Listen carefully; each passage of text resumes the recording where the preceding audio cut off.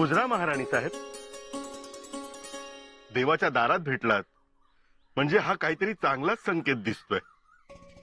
महाराज ताबडतोब बरे झाले, हा चांगलाच संकेत नाही का? हो हो ते आहे. आपण जाणार आहात महाराजांबरोबर अजिंक्य ताऱ्यावर? हो, म्हणून तर निघण्यापूर्वी देवाचे दर्शन घ्यायला आलो होतो. आणि माझे जाण्याचे कारण म्हणजे अजिंक्य तारा आम्ही स्वतः स्वराज्यात आणलाय. आम्ही स्वतः तो महाराजांना फिरवून दाखवू. शिवाय मंगळाईचे मंदिर आहे, शिवाय गडावरची माणसं माझी आहेत, म्हणजे मी नेमलेली. मग तुम्हाला जावंच लागेल. शिवाय गडकरी फडकरी नेमायचे आहेत, शिबंदीगिरी ठेवायची, दारू गोळा हे सगळे विषय घेऊन मसलत करायची आहे. हो का? मग तर तुम्हाला अगोदरच जावं लागेल. हो, आमचं राहू द्या, आपलं काय, आपण जाणार आहात ना? आम्ही? आमचं तिकडे काय काम? असं म्हणू नका. महाराज अगदी म्हणजे अगदी निवांत असतील, राजकारणाची चर्चा करायची म्हणतील, परंतु प्रकृती अस्वास्थ्यामुळे कोणीही तिकडे फिरकणार नाही. हो, शिवाय अजिंक्य ताऱ्यावर जाण्याचा उद्देशही तोच, विश्रांती. बरोबर. महाराज असतील निवांत, ना राजकारणाचा गोंगाट, ना रयतेचा राबता, म्हणजे या निमित्ताने अंतस्थ काही बोलता येईल तुम्हाला. इथे खूप दगदग, खूप माणसे, घरगुती गोष्टी असते का महाराजांना फुरसत? म्हणून तुम्ही त्यांच्याबरोबर निघा. विचार चांगला आहे. शिवाय देवाच्या दारात सुचलाय. मी तर म्हणतो हा त्याचाच संकेत असणार. देवाने कानात सांगितले ते आमच्या मुखातून निघाले. आम्ही शक्यतो येण्याचा प्रयत्न करू. खरंच, म्हणजे आपला पुढचा मार्ग मोकळा होईल आणि आपल्याला कुठल्या दिशेने जायचे ते ठरवता येईल. आणि मुख्य म्हणजे बाळराजे सोबत असल्यामुळे ती वीण घट्ट होईल. हो, महाराजांसोबत बाळराजे असतील तर त्यांच्या सोबत ते हसतील, खेळतील, बागडतील. हे मात्र तिकडे नक्कीच होईल. या सहवासाने प्रेम तयार होते, मर्जी बसते. या हवा पालटात आपण त्यांचे मन पालट करू शकलो तर या अनाजी सारखा सुखी माणूस पृथ्वी तलावर दुसरा कोणी नाही. बघा, सत्य आहे. बघू, आम्ही बोलतो महाराजांशी.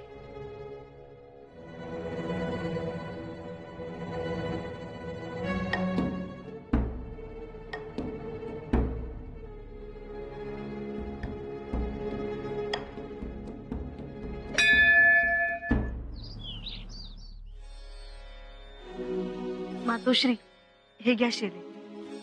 आणखीन काही राहिलंय? अशी सगळी गडबड उडून जाते बघा. हे घ्यायचंय ते घ्यायचंय आणि मग ऐन वेळी काही आठवत नाही. जडावा घेतल्या? घेतल्या, जडावा घेतल्या, थोड्याफार मोत्यांच्या माळाही घेतल्या. आणखीन काही राहिलंय असं वाटत नाही आम्हाला. तुम्ही जाणार आहात? आम्हीच जाणार आहोत. महाराज असे दुखणं करी आणि आम्ही त्यांना असं एकटं सोडू? मग तुमची संदुखी भरून ठेवतो आम्ही. ती तर आम्ही केव्हाच भरून ठेवलीये. मग काही चिंता नाही. मातोश्री, युवराज म्हणत होते ते सुद्धा जाणार आहेत अजिंक्य ताऱ्यास महाराजांसोबत. आम्हाला तर काही बोलले नाहीत, पण आम्ही मात्र जाणार आहोत. कसं आहे, काही दुखलं खुपलं तर आपल्याला लगेच कळतं. त्यांचं कळणंही आम्हाला जागं करेल. औषध मात्रा वेळेवर देता येईल. हो ना, युवराजांना थोड्याच या बारीक सारीक गोष्टी लक्षात राहणार आहेत. युवराजांच्या लक्षात राहणार नाहीत आणि महाराजांच्या लक्षात आलं तरी ते मागणार नाहीत. स्वभावच आहे स्वारींचा, दुखणं अंगावर काढायचं. शिवाय गेलेत हवा पालटासाठी आणि बसतील तिथे कामं करत, मसलती करत. आणि एकदा मसलत रंगली की रंगलीच. खरंच हो. म्हणूनच त्यांना कोणीतरी दरडावणारं, त्यांच्यावर डोळे मोठं करणारं हवं. हसायला काय झालं?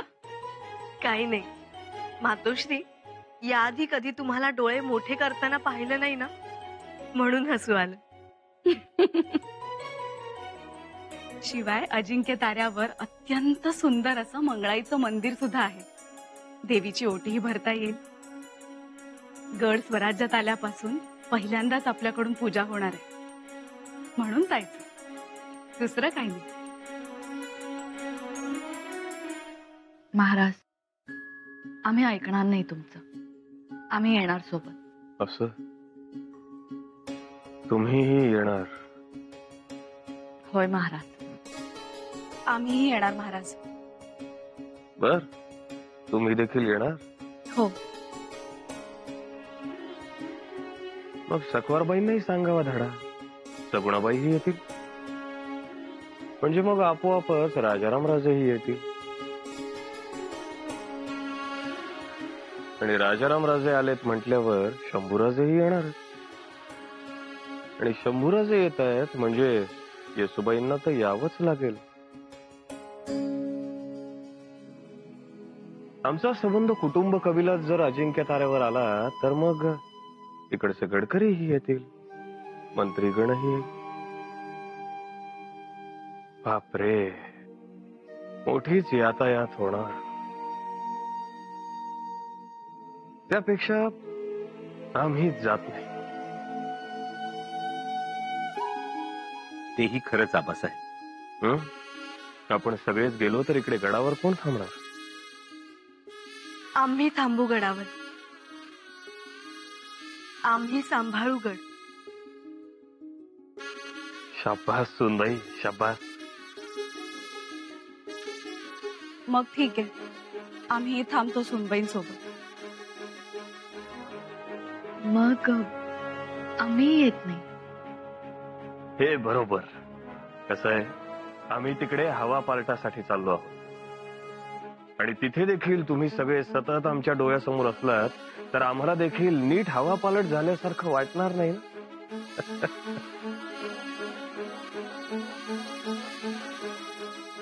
आबासाहेब काय हे? सगळेजण आपल्या काळजीपोटीच बोलतायत. आम्ही जाणतो शंभूराजे. आणि हीच आमची सगळ्यात मोठी दौलत आहे. कोणी आपली इतकी काळजी करतं ही भावनाच नुसती माणसाला श्रीमंत करून जाते. आणि अशा काळजीमुळे काय सुद्धा जीव म्हणतो. तात्पर्य, आम्हाला अत्यंत आनंद झाला.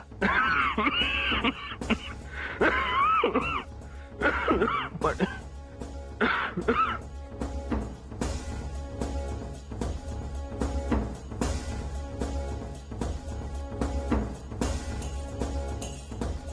सगळं एकाच दिवशी बोलायला पाहिजे का? उद्या सांगा. हो ना. आपण आराम करा. आता खरंच पडून राहा. पाहिले शंभूराजे, सगळ्या जणी आम्हाला आदेश देऊन मोकळ्या झाल्या. हो ना. तर आता आम्ही थोड्याच वेळात गड उतार होणार आहोत. तेव्हा प्रत्येकाने आपापल्या जबाबदारीनं राहा. राज्यकारभाराकडे नीट लक्ष द्या. रावसाहेबांनी जे जे सांगितलंय ते सगळं कटाक्षानं पाळा. महाराज, आम्ही पाळतोय आणि यापुढेही पाळू. पण अजून एका प्रश्नाचं उत्तर मिळालं नाही. आपल्यासोबत जाणार कोण? हो महाराज, आम्ही नाही, थोरल्या बाईसाहेब नाही, तर मग तुमच्या सोबत कोण? शंभूराजे.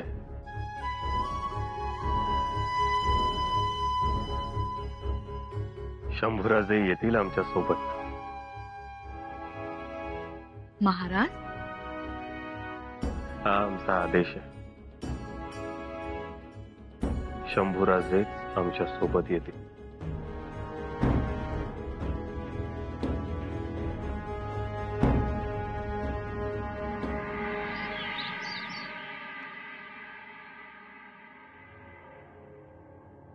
राणीसाहेब, संदुका घेऊ जाया भोई आलेत.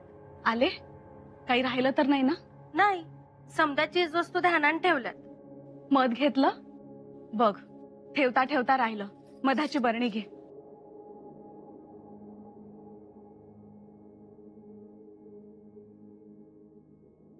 आणि हे साजूक तूप भातावर घेताना लागतं त्यांना. थोडं थोडं खाल्लं तर चालत नाही. उतर राणी साहेब.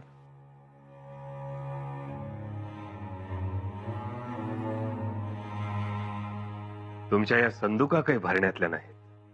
ते एक वेळ संदुकाही भरतील, तुमचं मन भरणार नाही. म्हणून म्हणतो आहो, संदुका घ्या ठेवून, भरून झाल्या की द्या पाठवून. म्हणूनच आम्ही म्हणत होतो आम्ही तुमच्या सोबत येतो म्हणून.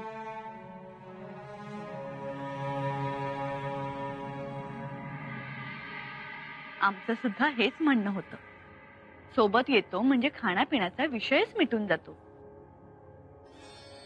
मग आता मातोश्री, आबासाहेबांच्या जेवणाचं, त्यांच्या न्याहारीचं कसं होणार हो? नका काळजी करू,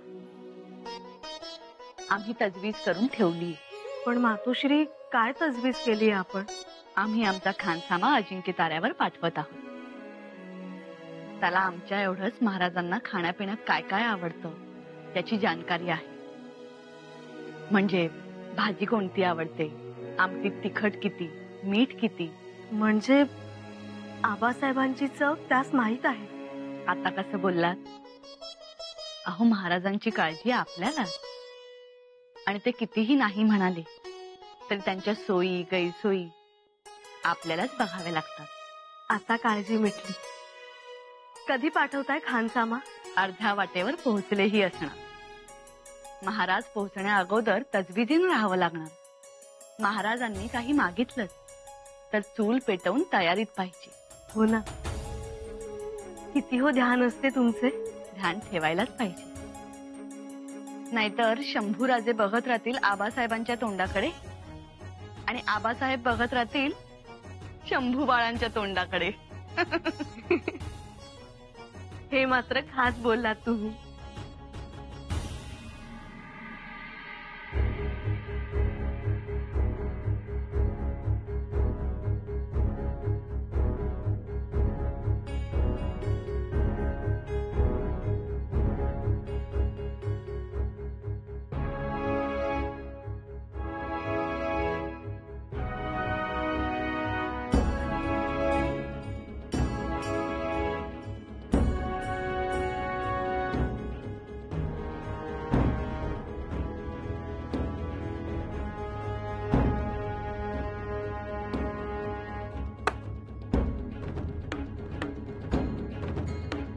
चला र, उचला र.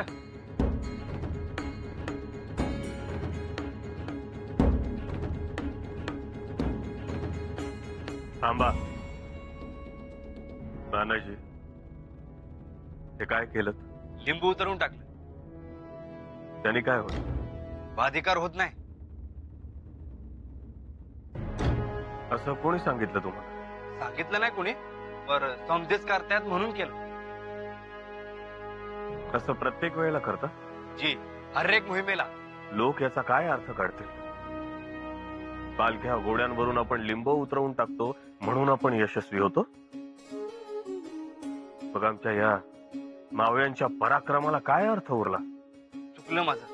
ही अशी लिंब उतरवून जर संकट थोपवता आली असती तर लिंबाच्या पाट्या वाहणारी माणसं तर किती सुखी झाली असती. पुण्यांदा असं नाही घडणार महाराज.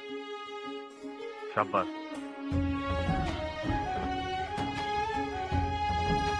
चला.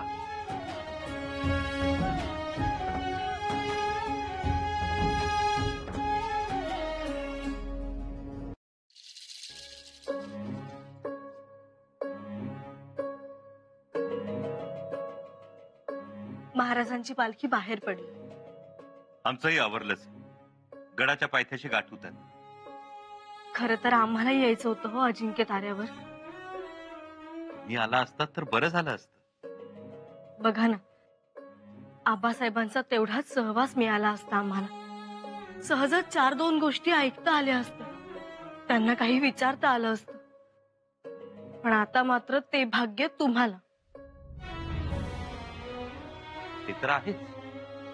आणखी एक भाग्य, आम्ही त्यांचे पुत्र आहोत. आम्हाला सांगा, त्रिखंडात असं भाग्य कुणाच्या तरी वाट्याला आलंय? हो ना. असं कसं युवराज? आम्ही आहोत भाग्यवंत. तुम्ही?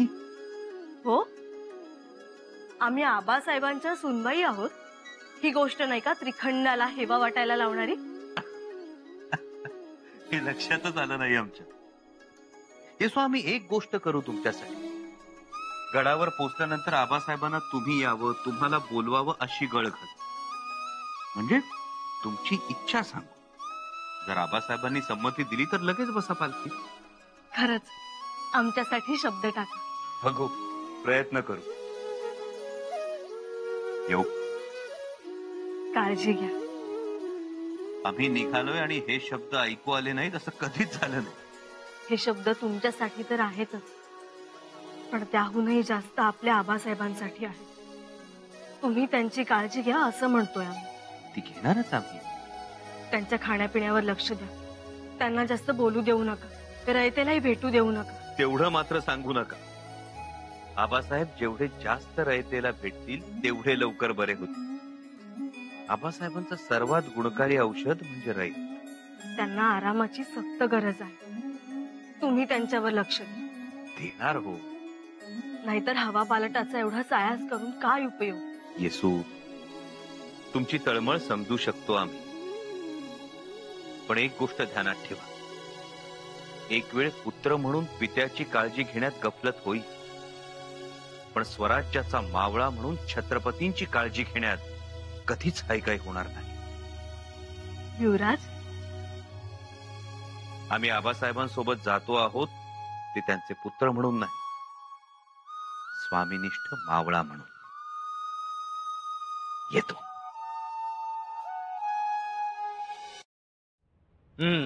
अखेर शंभूराजांनी बाजी मारलीच. हो ना, त्यात ते पटाईतच आहेत. तुम्ही जाणार म्हणून नाचलात. म्हटलं तुमची आमची काही भेट होत नाही आज, पण सदरेवर येऊन पाहतो तर तुम्ही हजर. आम्हाला नाही म्हणून सांगण्यात आले. महाराणी साहेबी निघाल्या होत्या, त्यांनाही थांबवले आणि युवराजांना म्हणाले आपण चला. हो ना? म्हणाले म्हणजे युवराजांनी तसे म्हणायला लावले असणार असे मला तरी वाटते, कारण त्यात ते मोठे वाकबगार. पण तरी पंत आपली हुशारी युवराजांसमोर थिटी पडते असं नाही वाटत? नाही वाटत, कारण मंदिर बांधले आपण, खस्ताही खाल्ले आपण, दगडी घडवले आपण, गाभाराही कोरला आपण, भिंतीही उभ्या केल्या आपण आणि शिखरही उभे केले. आणि हे काय करतात? शिखरावर कळस चढवायचं काम करतात, म्हणून ते दिसतात. आणि लोक कळस ठेवणाऱ्याचं कौतुक करतात, कारण तो त्यांच्या नजरेत भरतो. आणि आपण पायरीचे दगड, आपले कौतुक तर सोडाच, आपण उलट जोड्याचे धनी, अशी आपली तरा. खरं आहे तुमचं. कळलं पाहिजे माणसाला आपण कुठलं काम करतोय ते. गागा भट्ट आले की त्यांच्या समोर 2 श्लोक म्हणून दाखवता आले पाहिजेत. आपण बसलो त्यांचे पाय धुवत आणि कौतुकाची गंगा ओतली शंभूराजांच्या मस्तकावर. या सकाळचं ऊनही चांगलंच लागतो. हो, कुठपर्यंत जाऊन आलात? बिलवाडीपर्यंत जाऊन आलो. म्हणजे मोठाच पल्ला गाठला महाराजांनी. युवराजांचं नियोजन. म्हणाले सूर्य वर आलाय, तुम्ही काही पुढे येऊ नका. माघारी पाठवलं, घेतला महाराजांचा निरोप आणि आलो परत. तसे युवराज कुठे बरोबरीने येऊ देतात कुणाला. परंतु आम्हाला हे कोडं उलगडत नाही की महाराजांनी सगळ्यांना डावलून युवराजांनाच का बरोबर घेतलं. आता तो उलगडा होणे कठीण. आता असेल काही महत्वाची मसलत, किंवा नसेलही. नसेल कशी? अहो, महाराजांनी उद्याचे सवाई शिवाजी बरोबर नेले. ही काही सामान्य बाब नाही. पण यावर पंतांचं म्हणणं काय? नाही, ते एकदम शांतच दिसत आहे. शांत आणि निवांत राहण्याचे कारण म्हणजे अजिंक्य ताऱ्यावरची माणसं आपली आहेत, तसा गडाचा ताबा आपल्याकडे. त्यामुळे उद्या महाराजांना जाग करायला चौघड्यावर किती टिपऱ्या वाजल्या ह्याची बेरीज मी तुम्हाला इथे बसून सांगेन. कळलं?